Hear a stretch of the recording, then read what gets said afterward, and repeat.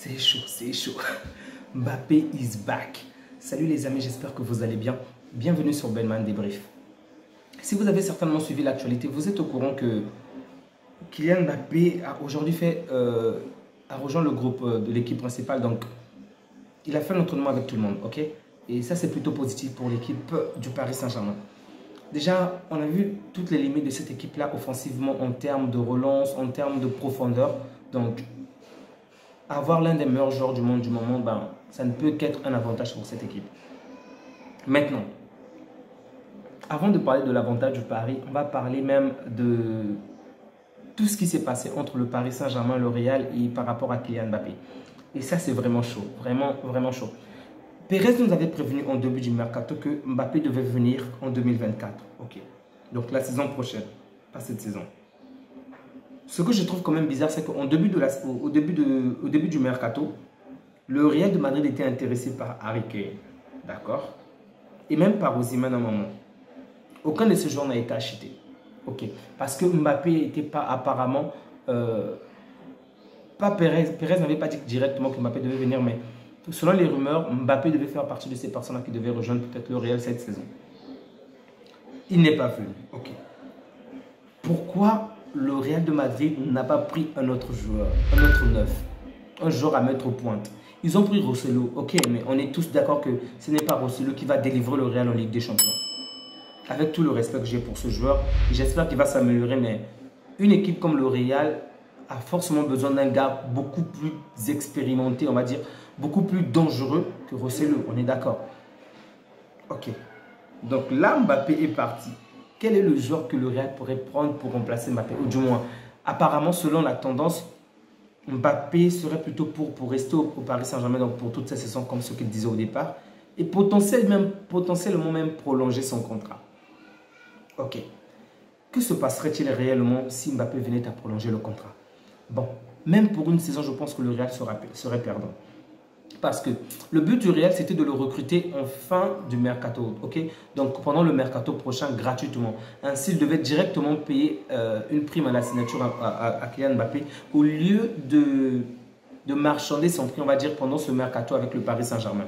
Bon, sachant qu'il va rester et que le Real risque de jouer toute une saison sans un grand neuf, dans tous les cas, je pense que c'est le Real qui est perdant parce que s'ils avaient pris Kane, ok, ça aurait été un joueur de qualité qui devait compenser en attendant Kylian Mbappé ou même Erling Haaland. Mais on n'a pas pris Mbappé, on n'a pas pris Erling Haaland, du moins, on n'a pas pris Harry Kane, on n'a pas pris Osimhen. Et apparemment, Mbappé, tout laisse à penser que Mbappé va rester au Paris Saint-Germain. Sauf si c'est un piège. Pourquoi? Précédemment, lorsque Mbappé voulait se rendre au Real, tout portait à croire que Mbappé devait rester, du moins, qu'il devait partir, puisqu'il demandait tout le temps un départ, mais au final, on faisait le nécessaire pour qu'il reste. Ça se terminait par un contrat où il devait rester. Cette fois-ci, est-ce que ce n'est pas l'inverse? Où il veut rester, mais à la dernière minute, le Real achète. Sincèrement, je me pose pas mal de questions. Je ne veux pas vraiment poster tout le temps des vidéos sur ce sujet parce que ça me prend vraiment la tête. Il va rejoindre le groupe, ok. Il a rejoint le groupe, ok.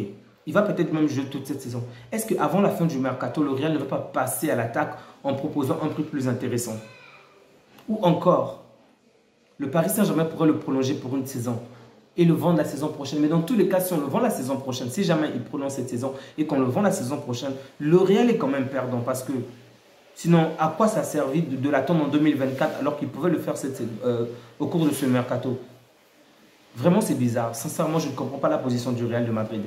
Lorsque la rumeur, au moins, lorsque la nouvelle est sortie que comme quoi Kylian Mbappé devait rejoindre le groupe, Kylian a rejoint le groupe, il y a eu pas mal de moqueries envers le Real, comme quoi, une fois de plus, Kylian Mbappé les a planté le couteau dans le dos, qu'il les a menti, qu'il a fait tout cela pour ses intérêts. Mais le journal Marca, donc un journal pro-madrien, a clairement expliqué la situation. Donc, pour dire que le Real n'a pas donné d'offre, le Real ne s'est pas proposé au Paris Saint-Germain pour l'avoir. Donc, cette fois-ci, ce n'est vraiment pas un piège ou ce n'est vraiment pas une mauvaise image, du moins, que le Real de Madrid n'est pas contrarié par rapport au geste de Kylian Mbappé. D'accord, le fait qu'il puisse rejoindre le groupe, le Real de Madrid n'est pas contrarié parce qu'il n'y a pas eu d'offre, il n'y a pas eu une quelconque approche avec le Paris Saint-Germain pour pouvoir le recruter. Donc, s'ils préfèrent jouer avec le Paris Saint-Germain, ne pas être sur le banc de touche, ce qui est normal, pour eux, ça ne les pose aucun problème.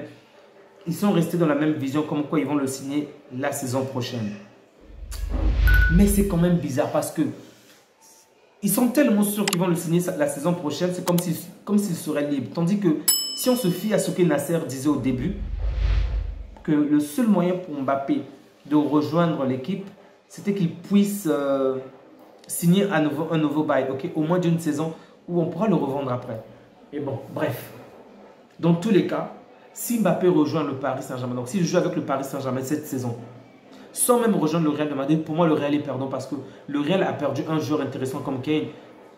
Sauf si à la dernière minute, on apprend qu'il y a un neuf, je ne sais pas de quel niveau, que le Real va recruter, qui va vraiment faire la différence. Mais sinon, pas d'autres joueurs en attaque, je pense que le Real est perdant. Peu importe ce qui se passera après. Parce que là, on a un Rodrigo qui fait le taf, on a un Vinicius qui fait le taf, mais ils ne peuvent pas jouer comme ça. Ils ont besoin de notre joueur pour les soutenir. Sans oublier qu'il y a des rumeurs comme quoi il est possible que Rodrigo se fasse opérer bientôt.